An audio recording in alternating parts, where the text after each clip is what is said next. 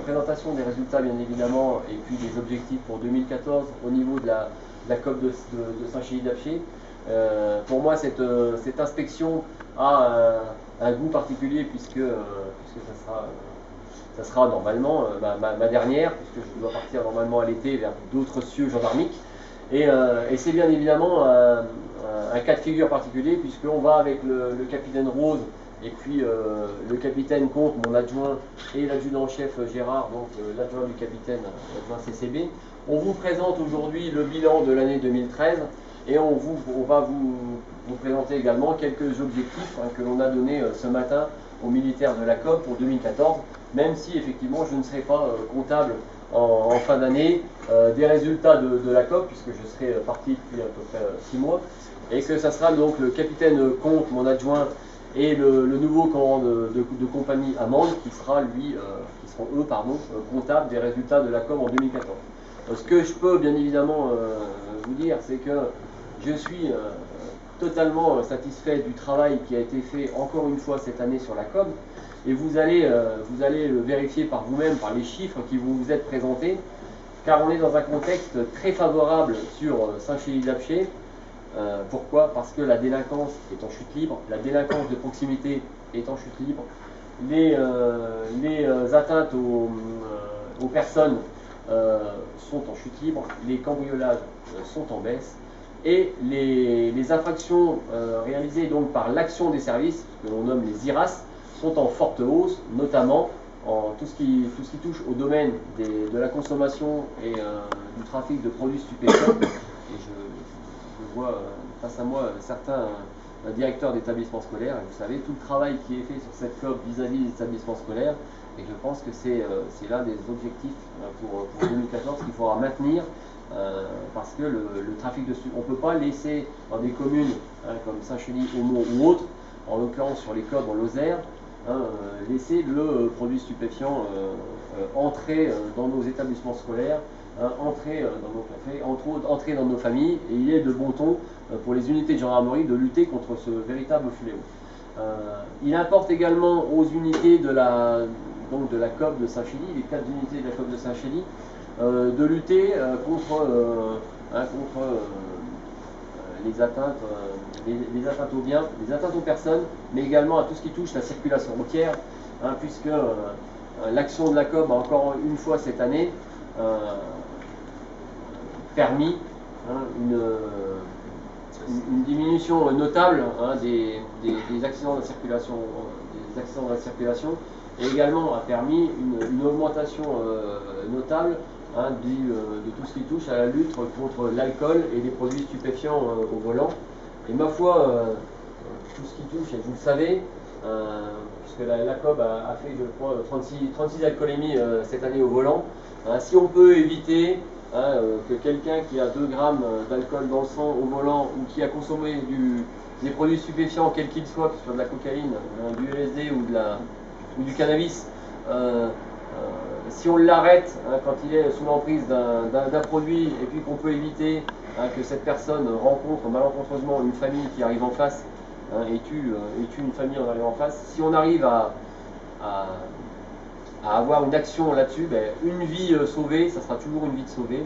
Et ma foi, l'action de la COM est en ce domaine exemplaire. Pour rentrer dans les chiffres, mais bon, la COM a établi 778 procès-verbaux cette année, toujours tout confondu. A effectué 41 955 heures de travail pour l'ensemble des personnels. 82,7% ont été consacrés à de l'activité externe. Donc vous avez 82,7% du temps où les personnels ne sont pas au bureau, ils sont à l'extérieur. Et dans cette activité externe, qui peut être divers et variée, ça peut être des enquêtes judiciaires, ça peut être de la surveillance générale, la surveillance générale représente 40,7% de l'activité externe. D'accord ? Donc vous avez des personnels qui sont constamment, à 40% de leur temps, dehors auprès de la population, au contact avec la population, avec les commerçants, avec les élus, pour assurer des actions de prévention. Ce qui est important, ce qui est énorme.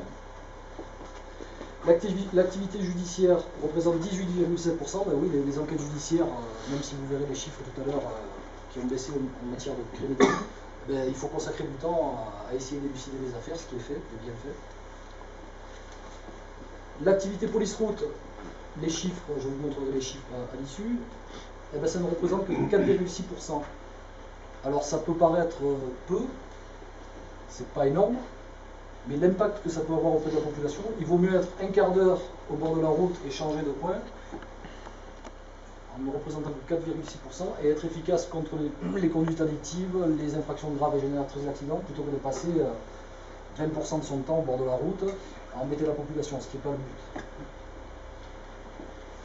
Donc on a l'impression de voir souvent les gendarmes au bord de la route parce que, comme je vous disais tout à l'heure, il y a le renfort des motards, dont c'est la mission principale. Et puis quand la population passe, voilà, les gendarmes un quart d'heure ici, il s'en va, il revient, et hop, il revoit des gendarmes à un autre endroit un quart d'heure, c'est peut-être les mêmes gendarmes mais qui ont fait 10 minutes à un endroit, 10 minutes à un autre endroit. Et l'activité de nuit, qui représente 10,2%, rien que pour la COB. Donc ce qui est pas mal. Sur l'organisation du service sur la COB, on a une patrouille de nuit tous les soirs dehors, à 99,9% du temps, malgré quelquefois les trous à l'emploi, les problèmes d'effectifs. Sans parler des renforts du PSIG, qui viennent souvent en doublette, avec des contrôles en commun avec les militaires de la COB, voire national qui de temps en temps vient sur les secteurs pour assurer les surveillances. Il y a toujours ce petit tableau de bilan des interventions, ça permet de voir la localisation des interventions, notamment pour les parcs en tête. Alors en 2013, alors le chiffre entre parenthèses, c'est les interventions de nuit. La COB a traité 509 interventions, dont 152 de nuit. Sur ce chiffre-là, vous en avez 54,2%, comme souvent chaque année, qui ont eu lieu sur Saint-Chély-d'Apcher. 19,25% sur Rouen-Aubrac, 16,5% sur Saint-Alban et 10% sur le Malzieu. Un petit peu moins sur le Malzieu, mais il y a des pics. Et je ne sais pas si vous vous souvenez, mais l'année dernière, on est souvent dans cette tranche de chiffres. Le pourcentage est souvent de 55-60 sur Saint-Chély, et le reste est réparti sur les trois autres cantons. Là maintenant, le nombre d'interventions, par contre, c'est les brigades engagées. Je vous ai fait un petit comparatif, ça c'est juste à titre d'information. Ça permet aussi aux militaires de savoir l'activité qui est effectuée par les militaires par brigade. On a un peu diminué en matière d'intervention. On se rend compte que c'est les militaires de la brigade de Saint-Chély effectuent 37,2% des interventions, 17,9 et 18,7 pour Rouen et Saint-Alban, et 26,2 pour le Malzieu. Alors pourquoi 37,2 sur Saint-Chély? Parce que c'est là qu'il y a le plus d'effectifs, donc ils sont amenés à sortir un peu plus souvent. Le Malzieu aussi, ils sont dans une période, comme je vous le disais tout à l'heure, il y a eu le moins de turnover, c'est la brigade la plus complète, donc ils sont peut-être un peu plus souvent de permanence. Ou ils ont été un peu plus souvent de permanence. Il faut savoir que dans la mesure où il y a, ça c'est le fonctionnement de la gendarmerie et c'est tout à fait légitime, on est à même de répondre à n'importe quelle intervention 24 heures sur 24. Et ça vous le savez, on fait passer le mot aux gens. Ne pas hésiter à nous appeler la journée ou la nuit 17, on envoie systématiquement quelqu'un. Alors les résultats dont vous parlez, alors là il y a une erreur, c'est 2013. L'activité judiciaire, donc la délinquance générale a baissé de 17,4% en 2013. 290 crimes et délits en 2013 contre 351 en 2012, avec un taux d'élucidation de 51%. Alors, je vous ai mis entre parenthèses le taux national qui est de 43%, donc on est bien au-dessus. Sachant que sur ces 290 crimes et délits, on verra un peu plus en détail tout à l'heure, sont intégrées les infractions relevées par l'action des services, c'est-à-dire le travail que le gendarme fait d'initiative, à savoir aller rechercher les stupéfiants, interpeller un voleur en flag, etc., etc. Ça représente 43 faits de mémoire, ou 47 faits. Donc ça, il faut enlever les 47 faits de 290, donc on n'est plus déjà qu'à 230 faits. Plus les guichets uniques. Alors les guichets uniques, je m'explique, ce sont des plaintes qu'on recueille, des personnes de passage, même qui habitent sur le secteur, qui viennent déposer plainte soit pour un vol de téléphone, soit pour un vol de carte bancaire, mais les faits ne sont pas passés chez nous, donc on n'est pas compétent. Et là, il y a 27 faits ou 30 faits. Donc on tombe de suite à 210 faits de subis, de délinquance subie.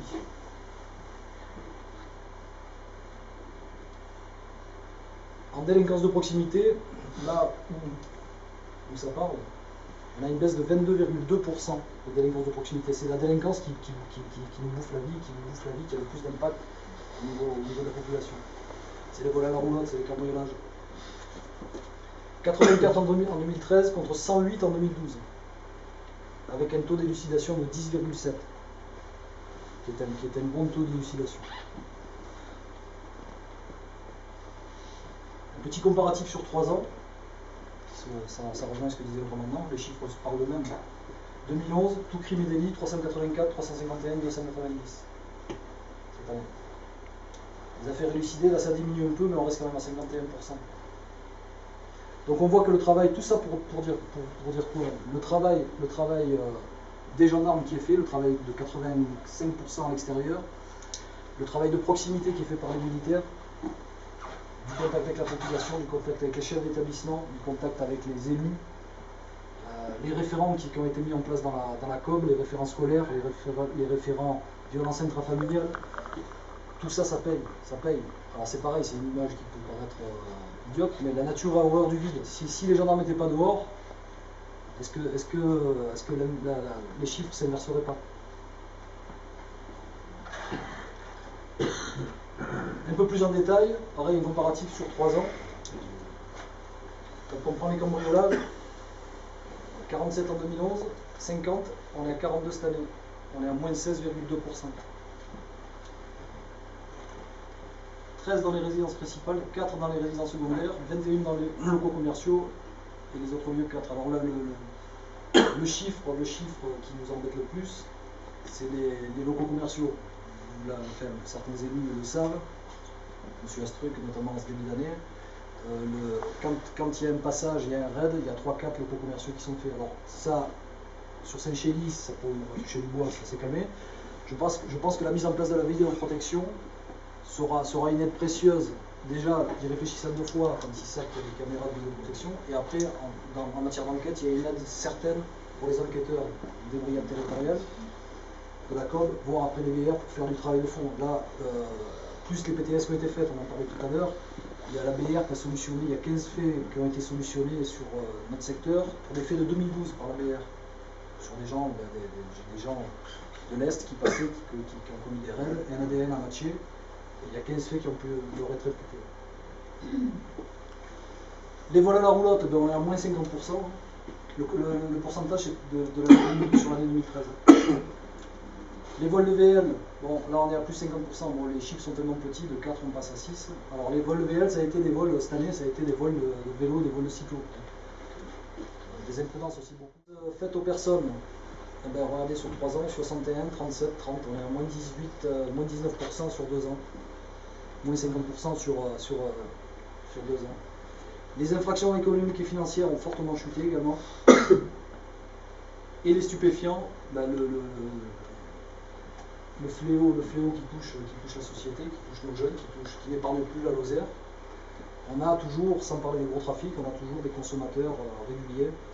Les chefs d'établissement, pour avoir fait quelques opérations de sagesse, ben on a des élèves qui montent, voilà, on est confronté, il faut être vigilant. Alors je pense que les contacts réguliers qui sont pris entre les référents et les chefs d'établissement, il faut essayer d'être vigilant et faire comprendre à ces jeunes-là que, parce que pour beaucoup c'est des jeunes qui viennent de l'extérieur, on va faire comprendre, mais quand vous dire ça se fait une gramme ou 1 demi-gramme de shit ne passe pas, ça passe peut-être ailleurs, mais ici ça passe pas.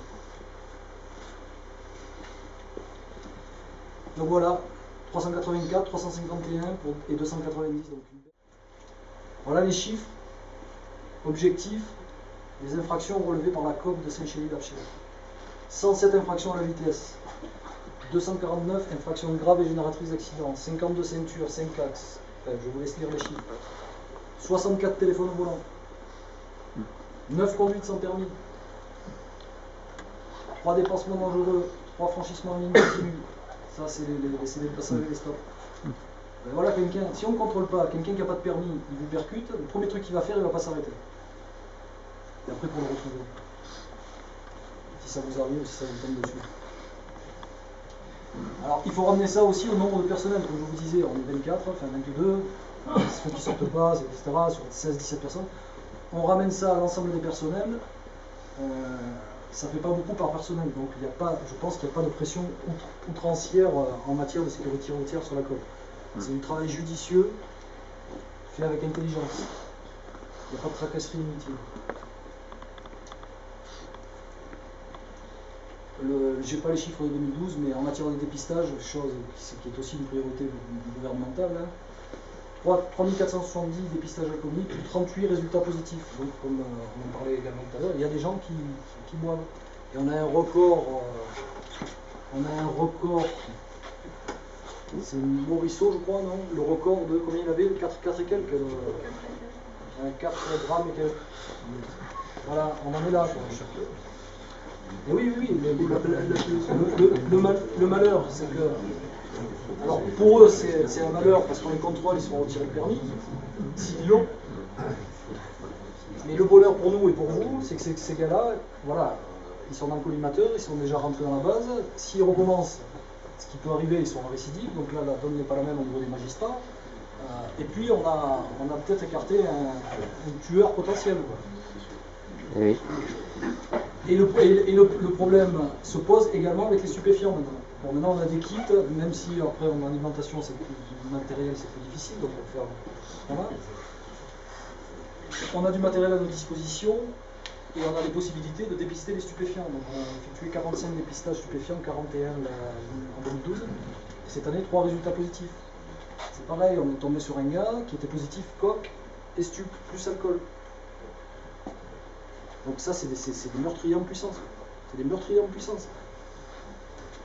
Donc c'est pour ça, moi le message que je veux faire passer, c'est ne pensez pas pour certains, ou même faire passer le message auprès de vos proches, on n'est pas là pour matraquer la population, embêter la population, sachant qu'en Lozère, on a des relations, et c'est tout à votre honneur, on a des relations courtoises, saines et enrichissantes.